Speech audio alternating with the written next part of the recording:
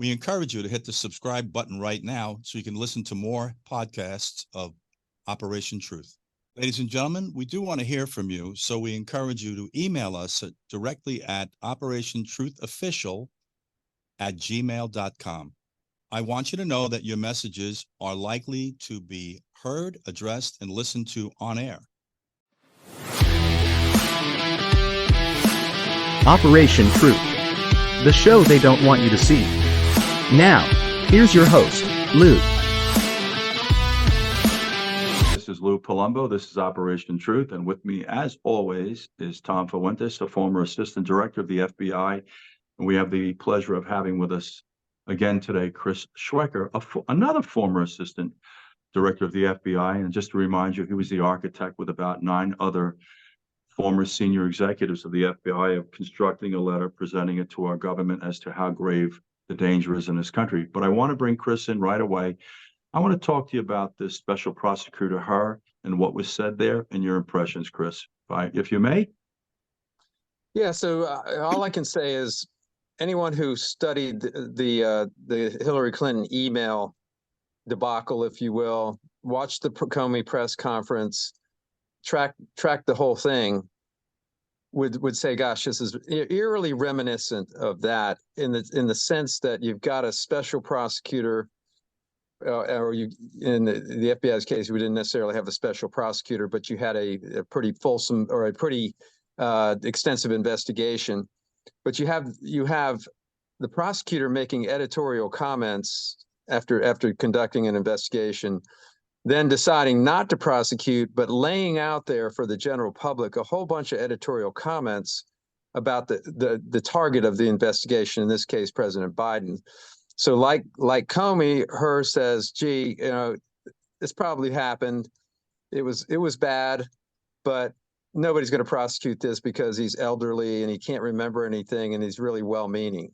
And I'm sort of I'm summarizing that in a way that may not do justice to the actual language, but that's what you get out of that is, look, he's senile, he's old, he didn't really mean it, and we're just not going to prosecute him for this. You look at Hillary Clinton, same thing. She did really bad.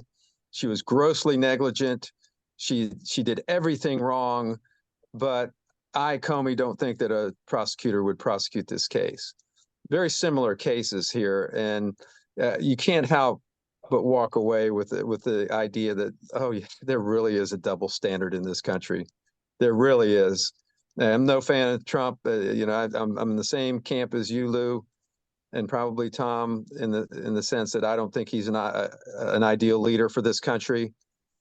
But truly, there isn't a lot of distinction between the two possession of classified documents cases. Trump had some in a locked closet, and Biden had them sitting in a garage with a bunch of boxes, overflowing boxes next to his Corvette in a very insecure place. So I don't know how you walk away from this and not think, God, there's a 2-tiered system of justice. Chris, if I may say something, correct me if I'm wrong, but the prosecutor, her, said that he knowingly and intentionally mishandled classified information. And just to synopsize this further, we're not prosecuting because he lacks the faculties to prosecute him. But let's continue to let him run the country. Yeah. I don't mean to laugh. Civility defense. It's not funny, guys. You can't make this up. No, but where's the conversation about invoking the 25th Amendment? Again, Chris, go back to the prior podcast. We're living in a country sitting on its hands. This is your country slipping through your finger like sand. At some point, you got to get off your haunches and stop looking at things through your political lens, ladies and gentlemen, and just look at it as the truth. We're not here to tell you who to vote for. We want to give you enough credit that you know who to look towards. But for the love of God, I mean, what is it you're not hearing? We can't prosecute him because he lacks the faculties to be prosecuted. We don't prosecute people that can't defend themselves. Duh! But let's let him run the country and have access to the nuclear codes. I mean, where's the morality once again in the Democrat Party, Chris? You look at all these, as a law enforcement officer, you look at all these Ponzi schemes and investment scams, and it had all kinds of different frauds, and really well-meaning, reasonably intelligent people are constantly falling for these cons. because they suspend the belief that this person standing in front of me is lying to me. Most people don't believe that someone would sit right in front of them, and particularly officials and elected officials or bureaucrats or whoever, or the media, would just look them right in the eye and lie to them. But that's exactly what's happening. And I think that there's just a large segment of our population that believe it because they think credible people are saying it. And it just doesn't occur to them that they are being lied to and conned. And that's what's happening in this country. I mean, God knows, I hate to use the word lie, but lying is exactly what's happening. This administration, many people in this administration are looking you right in the eye and lying. And the border is probably one of the better examples of that. You know, Chris, I hate that word too because it's a really offensive and direct and indicting word. But I listened to the president talk about Donald Trump's. I mean, the guy's out of office over 3 years, and Donald Trump caused him to allow 14 million people into the country. And you're right. But know this, Chris. This is really telling us how little they think of the American public. That's that right. They would even speak to you like this. And That's for whatever, right. this is why, Chris, I want to say one thing to you, buddy. I know you're busy. Tom and I want to broaden this platform. We have mechanisms working where if we can get our own network, we can change the conversation in the direction this country's going just by telling them the truth. And I challenge people to challenge us, Chris. I say, I don't want to spoon feed you. I want to give you food for thought, but stop believing what you're hearing on Fox, MSNBC, CNN, ABC, NBC, and CBS, guys, to start with. They are no more qualified to tell you how to think about issues than I am to fly you in the space shuttle. They're carrying out a political agenda. The media, Chris, what's your feeling about the media? If you disagree with these people, they're going to try to brand you as a MAGA Republican. And I think all three of us on this podcast right now take our own counsel and we form our own ideas based on the factual information or the best factual information out there and our own knowledge and experience. We are not blind MAGA Republicans. And and I think all three of us share the concern that Trump is not the leader for this country right now. And there are characteristics there that just aren't characteristics of a leader. Well, maybe I'm speaking for you. Speak up, Tom, if I'm misspeaking. But what the point being, we are not blind MAGA Republicans. We are people that think independently based on our knowledge and experience and the facts that we have available. And this is what we have to say. Chris, we're men that Chris, love this I almost agree with most of that. The only question, though, about Trump is, okay, we have a political system. We have a two-party system. There's no other real viable alternative. If not Trump, who? That's my question. At this point, Nikki Haley is as much of a neocon, as we've had for years that promote the military-industrial complex. We've got to fight wars. We got to fight them over there, or else we'll be fighting them over here. That's nonsense. It's continued nonsense. But she's being funded by the donor class of supporting the military, especially continuing military occupations. But if you look at the rest of the Republicans that have pretty much bowed out, except for her, and you're left with Donald Trump, then the next question is maybe at some point get on the Trump train and push this through, because we're losing the country. And he may be, for all the people he makes, angry and he insults and all that, that may be true. But who's going to stop the Biden train and the Marxist train and the Mayorkas train and the Merrick Garland train and Christopher Wray and all of these people that actually are driving our country into a hole for the last 3+ years? And at this point, bring on Donald Trump and let him insult all of them. That's fine with me. Bring the country back. Watch what he does and just ignore what he says, because what he does is the most important thing for me. Poor bedside manner, gentlemen, is what we have. But let me just make a suggestion. We pool some funds, get them a scholarship to finishing school. And I want to say something to you. I say to everyone, I know your issue with Donald Trump. He hurt your feelings. Please look at the Clinton legacy. Juanita Broderick, I think, conclusively established the fact he raped her. We had Jennifer Flowers, Paula Jones, Kathleen Wiley, my client, Monica Lewinsky. Where was the outrage? Now, me too, you too, he too, we too. I say to people, you think that Donald Trump is a worse human being than Joe Biden? You better take a look at your country. And better yet, go take a look at this little girl in Arkansas, 4 years old. You deny her. She's got your DNA. Now you guys get me amped. She's got your DNA and your blood running through her veins. Your son went out there and banged a pole dancer / stripper and then tried to walk from the kid. DNA tests conclusively proved. What did she do? This tells me more about Biden's than anything. And you know what, Chris? I'll argue with you about the border, foreign policy, gun control, the energy sector. What is this bullshit in plain English with this little girl? I say, you want to fail in life? Fail your children. Look at the Biden, the cloth of this family, not to mention all of the monies that they've taken in the tens of billions of dollars that have been unequivocally established through investigation. You can question it all you want. It's the truth. Don't believe us.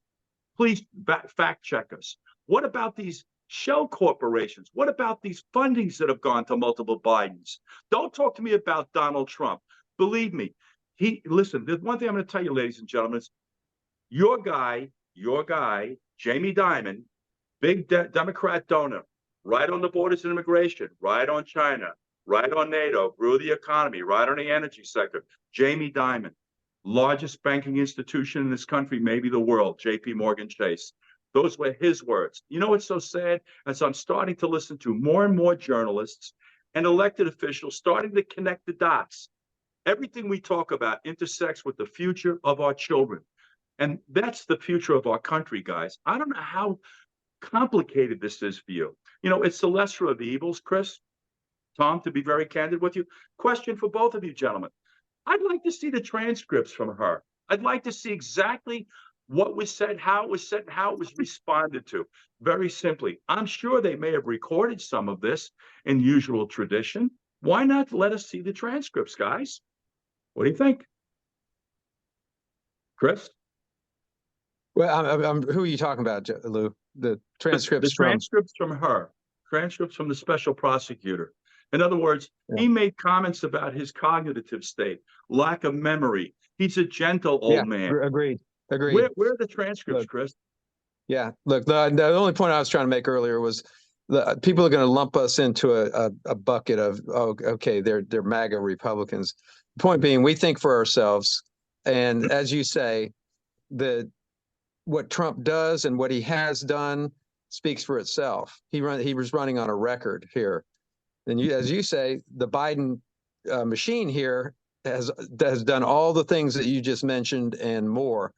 So, yeah, I'd love to see the transcript. Why don't they release the transcript? There's a lot of things that are not being given to the American public because they like to do our thinking for us. And I was making a point earlier. We're thinking for ourselves here, and everyone else should do the same thing. But go get the facts, and don't let the mainstream media spoon feed these facts to you. Go get them. They're out there. You know, Chris, the other thing is, just for the record, ladies and gentlemen, when the media needs credible information on issues, I did so many interviews on the sniper shooting with Malvo and Williams, my head spun, 22 of them, and the number forward. Tom, please, he was on more frequently than I brushed my teeth every day. The bottom line is they come to men like myself, Chris, Tom, to provide them credibility in discussions. We're not politically driven here, guys. We love this country, love our children. I don't give a good goddamn about the Republicans or the Democrats. I care about the future of this children. Guys, we're supposed to leave this better than we found it. I don't think that thought goes through anybody's mind, either in our elected officials, as a rule, not all of them, and our media. Anyway, Chris, I know you have a time constraint. I don't know how much more time you have if you got to break off. We want to have you back. I want to go to Tom because I know Tom's chomping at the bit. He gives a lot of insight into a lot of these things, and he's not as gentle as I am. It's not like good cop, bad cop, and I've got to hold myself back because I know Tom will slaughter you with the facts. Anyway, Chris, thank you for joining us today. Cannot quantify the importance of you contributing to the show, and we hope in the future, when this thing broadens, that you're part of this because you're an important voice, because it is a non-biased, factually driven affection for this country opinion you render, period. Thank you, Thanks, Chris. and respects to both of you guys. Take care. You too, buddy. Take care. Be well. Anyway, Tom, you heard what we said recently about this her. What do you think about this whole her thing? Well, I think that, it is similar in a case that it was with Comey and Hillary Clinton, that, that everything he lays out is why the prosecution would be successful if he could do it. Now, right now, Biden is sitting in the White House, so he may not, that's a DOJ constriction. You don't bring criminal charges against the sitting president. So, from that standpoint, maybe they can't do anything with it. But, he had no business having any of the documents, the thousands of documents he had in multiple places. He didn't have any authority to have them. He was never president. He could never declassify them like Trump could, or Obama did, or Clinton, or George W. All the earlier presidents all took documents that they had the authority to declassify. So at no time did Biden have that authority. He just took the documents, going back to when he was a senator. And now they're revealing some of the stuff that Hers allowed out. These are including documents that talk about what we were doing in Afghanistan. You talk about sensitive issues and sources and methods and all of that. And there's several other issues like that Biden was taking notes, or he'd have a classified briefing and write notes and keep his own notes. You're not allowed to do that. So what he repeatedly did was break the law. And then you have her basically saying, he's kind of, the state of dementia that he's in, we can't prosecute him because he's just not capable of defending himself or remembering appropriate facts that would be able to offer a defense. That's not a defense. I've been involved in tens of thousands of criminal cases in my career. And the defense isn't that, the defendant was stupid or had dementia or had some other issue, therefore we can't prosecute him. That's nonsense. The idea is, did the defendant knowingly commit the crime at the time he committed it? So if Biden's got documents from when he was in the U.S. Senate, did he have that inability on those documents? They've talked about, her talks in the report, he couldn't remember when his son, Beau, died. Couldn't remember what year that was in. What's interesting about that is how many times has Biden repeatedly said, even recently said, that his son was killed in Iraq. He was in the military and died in Iraq. That's not true. He came home. He was home a couple of years before he got brain cancer and died basically of natural causes at home in the United States. So you have Biden just lying through his teeth. You see all of the clips going back 10, 20 years when he ran for president, made up stories about his academic achievements at Delaware and being the top of his class and all these kind of things that were later debunked as just being lies. And so now at this point, if he tells a lie today, does he know it's a lie? Does he really know today that his son Beau did not die in Iraq? He died in the United States from brain cancer. So these are the type of things that, her is basically offering up his defense. It's not his job to offer a defense. Just like Comey did with Hillary. No reasonable prosecutor would take this case. And then you had dozens of reasonable prosecutors, former United States attorney like DeGenova, who was U.S. attorney in Washington, D.C., and his wife, Victoria Tennant, who had been a Justice Department official. You had both of them repeatedly say they would have taken that case in a heartbeat, that it was not as, we won't prosecute. And at the time, by Comey doing that, he basically gave Hillary immunity. Because if some future person, prosecutor or otherwise, tried to go after Hillary, her first defense witness would be James Comey. And when he took the stand, the first question would be, did you recommend she not be prosecuted? Yes. Case closed. But Tom, can I interrupt you, sir? I hear what you're saying, and it makes perfectly good sense. But what I would do is try to impugn the credibility and character of Comey, because what he did was inexcusable, and he did this country a grave disservice. You know that, and I know that as Americans. This is not about being a Republican or a Democrat. You've got to have honor and integrity and trustworthiness in this process. And somehow James Comey decided that he was going to rob us of that. But you know what? I'd like And to I see and I somebody. talked about that as a contributor to CNN. That was in 2005. I said that unequivocally. He did not have the ability to do that. And by doing what he did and saying what he said, he sabotaged the ability of anybody in the future to prosecute Hillary Clinton. He gave her basically lifetime immunity. And what you have with her, of course, it won't be as long of a period to give Biden lifetime immunity, but he basically has that from prosecution. And you have her making up legal precedents about you have to be a cognitive, knowledgeable defendant. No, you don't. He knew what he did when he did it, took those documents. So this problem is just that they were looking for a way to not have to prosecute Biden and try to find some difference why letting Biden off the hook on these charges is, should they do that with Trump? I got a question for you, Tom. When Biden leaves office, is there an ability to revisit this? I mean, I know he's not going to get better through time. Let's be candid. But is there an ability to revisit this prosecutorial process with him over this? Because Hart was pretty pointed in saying the following: he knowingly and intentionally mishandled classified information. And I want to clear up something for you guys, because I've heard people talk about, the vice president, and this came through I don't want to call it credible, but a media source that's on every single day and has the ear and audience. They said, and I'll tell you, it was Whoopi Goldberg, who I happen to personally like. I won't get into why. I just like her. Little conceived of her thinking, but she said, the vice president can classify and declassify. I know where you guys have some confusion. First of all, Tom has explained to you in prior podcasts that a vice president can classify a document and he can declassify that document, but that document alone. That's not what we're talking about to begin with. So there's a little gray area. You might want to hang your hat. We're going to give you a little slack on that. Not a gray area, Lou. It's black and white. Tom, He had no authority to declassify generally. I'm trying to be nice. Don't be nice. I thought we're telling the truth in this podcast. We are. Forget about being nice. We are telling the truth. Well, look, say what's true. Let me get to the point, Tom. Correct me if I'm wrong. Under U.S. Senator, is there any circumstance, any gray area?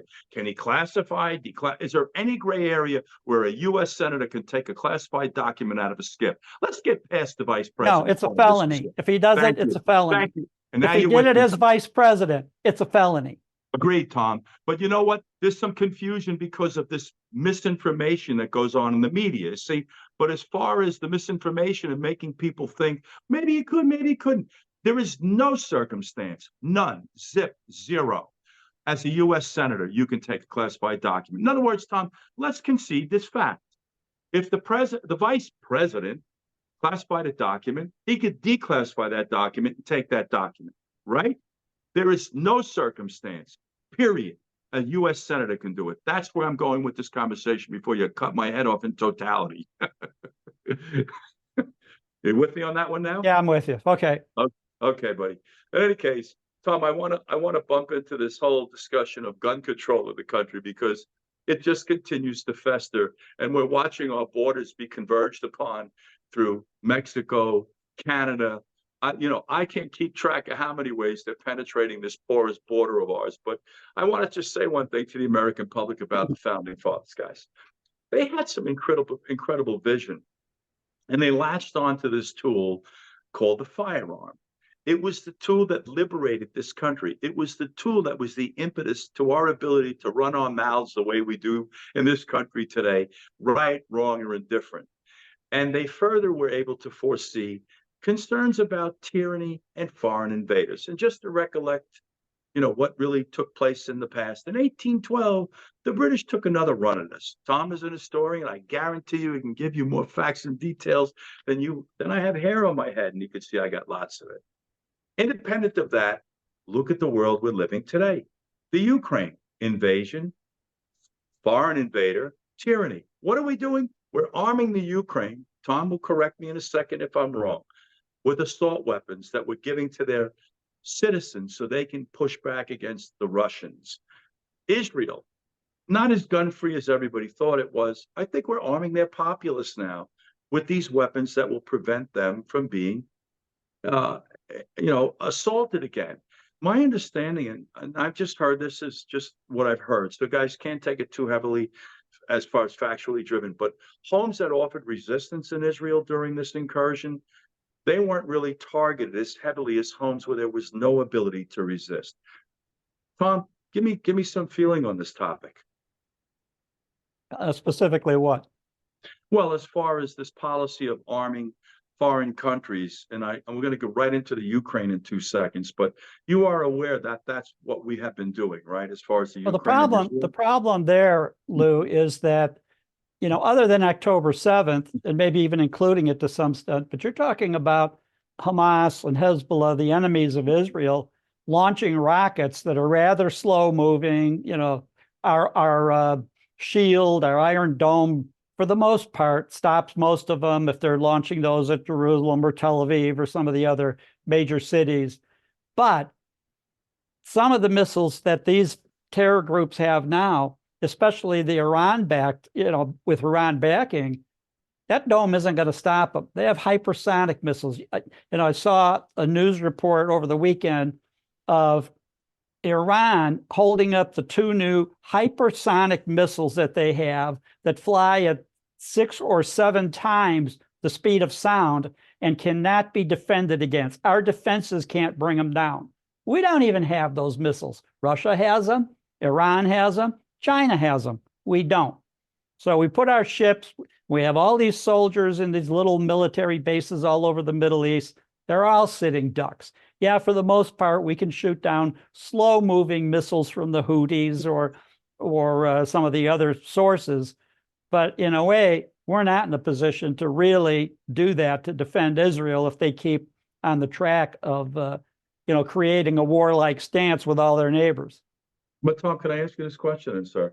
Is that why we could be avoiding escalation and with Iran not going? Well, I've heard retired military senior officials saying that they think that when senators like Lindsey Graham say we should bomb Iran, we should take out their oil fields and all of that, some of our military retired officials are saying, boy, you know, if we tried that, we might not win. If we took on Iran full bore, we might lose. If Israel leads us into a war with all of its neighbors, we might lose that. So that's where the issue comes up, is that in a way, many of our enemies have weaponry superior to ours, unless we go nuclear, which, you know, nobody wants that. So really, you know, we're not in the position, you know, you talk about arming the public when they're launching hypersonic missiles or Tomahawk missiles at us or any of that kind of stuff. What good is a citizen with an AK-47 or an M16 in their hand? Pretty much no good at all. I agree with you, Tom. You know, the reason I was bumping into this gun control discussion is because it's just another discussion they intentionally mislead us on. Instead of having a more intelligent approach, which addresses the common denominator to mass shootings, which happens to be mental health and, interestingly enough, failed parenting, we just continue to misinform the public, kind of like what we're talking about right now. No, that's absolutely right. As far as Iran capabilities. This, you know, I hate to say this, Tom, and you know, Chris said something about this word lie. It really bothers me when you use that word, and you better know what your footing is. But it's like we're living one big lie after the other in this country today, Tom, and it doesn't seem to be any light at the end of the tunnel. You agree? I know, with that? and the problem is that the big lie isn't just the accusation that Biden has taken millions of dollars or the other accusations that we're deliberately abandoning border control of any kind and all of that. The bigger lie really are the people that defend or accuse the accusers of lying. So you look at the evidence that the Comer Committee in the House has obtained of the corruption of the Biden administration. They have the hard documents, the actual transfer bank records of millions of dollars going to the 10 or 11 LLCs, which are limited liability corporations controlled by the Bidens, and then they move the money around like a shell game. And, you know, so people that make these accusations against the Bidens or against how they've gotten all this money, oh, they get branded, they're liars, they're no good. Look at Jamie Raskin, congressman from Maryland. One lie after the other. about the fact that the administration or the House does not have the evidence. They have overwhelming amounts of evidence, paper documents, not just an informant telling them or a cooperative witness telling them something. They have the documents. They have the actual receipts of the transfers. That includes receipts from China that went to the Bidens from their companies affiliated with their internal spy service. So you have these really tons of evidence that nobody wants to hear about. And the fact that, like this last week, attempt to take Mayorkas out, and then what happens? The Democrats are in lockstep to protect him. So who's lying? Who's the bigger liar in all of this? You know, Tom, like I said, this is tragically what the country's becoming, and another lie is the Ukraine. Let's bump into this Ukraine conversation. Rampant with corruption. I know, and I've said repeatedly on that issue, it's because they corrupted Biden and Hunter Biden. They paid all that money to Hunter. They've paid all of this money into the Biden crime family, if you will. And now Biden, every time Zelensky had asked for more money, oh yeah, how much can we send? Every time they're trying to do it. Until now, it's a little more politically difficult to do it. But that's what they've been doing, is give Ukraine everything they ask for, everything they want, so that basically they don't provide the evidence that they have that Joe Biden's corrupt and took money from them. That's what they're trying to hide. What you mentioned also, Tom, which is of concern, is that this is of Nikki Haley's cloth also. She'll continue to fuel this money pit. The question I ask everyone, first of all, why do we have to negotiate to get our borders secure? Why do we have to give a foreign country that's a money pit, that, by the way, rampant in corruption, we have to give them $65 billion so we can get funded to keep the country safe? I mean, why is that a separate item that's being presented? Number one. No, you're exactly right. It was stupid to tie that together, that we'll let you have so many, people come across the border, and we'll allow that if you allow, so much to go to Ukraine. And I think they shouldn't have been tied together that way. But I got a bigger question for you, Tom. So after we give them the $65 billion, is that the end of it? Of course not. It's not the end of it until Biden's no longer in office. That's when it's the end of it. That's the point. And I want to go back and say this to everyone today. I keep listening to everybody talk about Donald Trump. I got it. You call him uncouth, undignified, foul, disgusting, unsophisticated. I'm not going to argue. None of that really matters. Look at the condition of this country today compared to what it was 3 years ago. Yeah, that's been the age-old thing. Every election was, are you in better shape today than you were 3 years ago? How many people would say yes?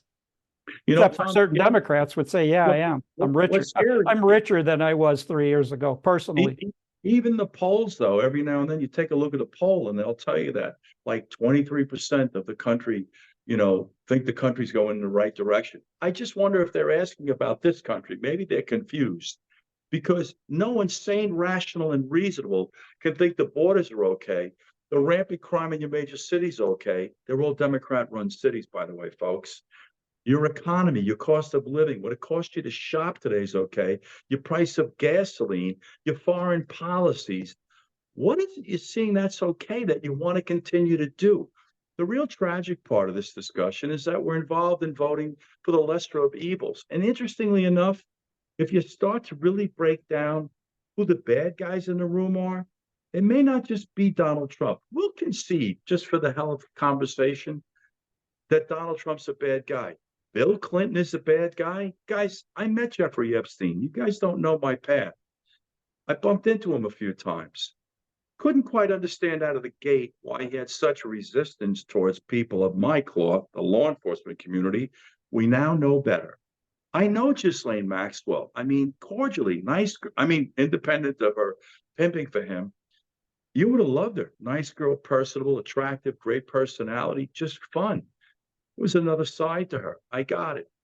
You think the Biden family are good people? Take a look at this little girl, as I keep bringing up, the 4-year-old in Arkansas. Okay, this London Roberts, who, I hate for better terminology, Hunter banged into. I don't know what to say. What did she do that you would deny her? Stop talking to me about how bad Donald Trump is and understand this. Tragic as it may seem, he's going to shut your border and allow us to regroup because no one is saying you don't need an immigration policy, but it can't be tantamount to swimming the Rio Grande, number one.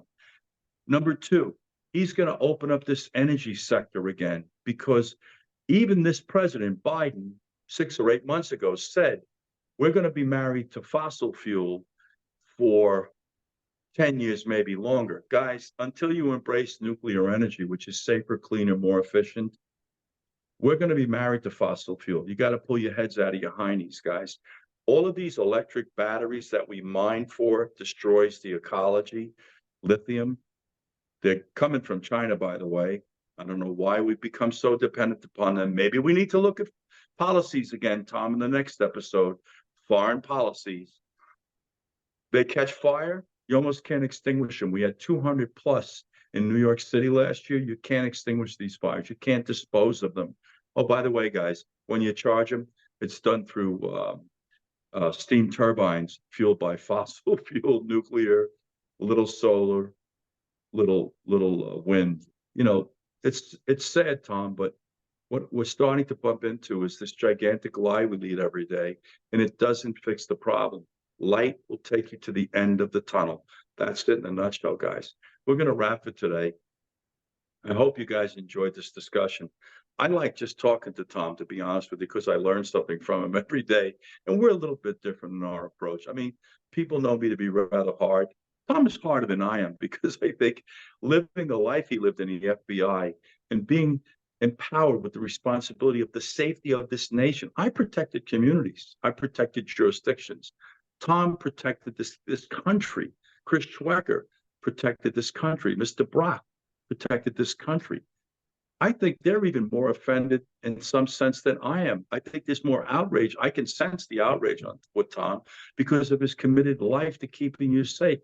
Whether he was here, guys, you have to understand something. It isn't always fun to have foreign service. If you think it was fun for Tom to go to Iraq in 2003, you need a reality check.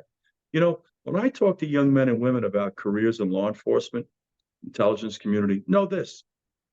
The agency, mandatory foreign service. DEA, mandatory foreign service. State Department, mandatory foreign service. Apparently, as a career path, not necessarily mandatory, but as part of your career path, if you want to go up the ranks, you're bumping into foreign service. It isn't fun today, guys. Everything changed after 9/11. That's the reality of the situation. Tom, I thank you as always for your insight, your wisdom.